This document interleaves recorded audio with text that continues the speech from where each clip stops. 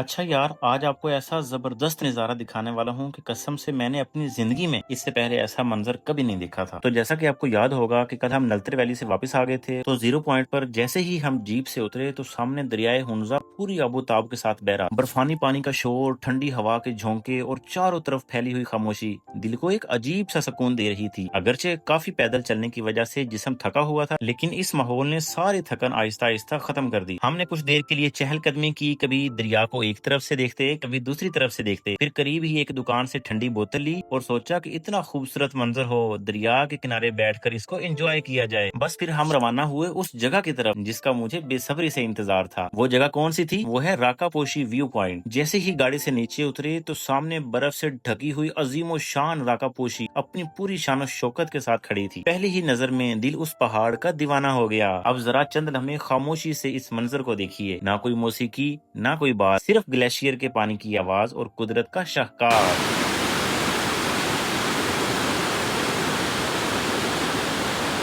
वो पानी वहां से मेल्ट होके आ रहा है। ये जो सारा ग्लेशियर है, ये मेल्ट हो रहा है और पानी के नीचे आ रहा है।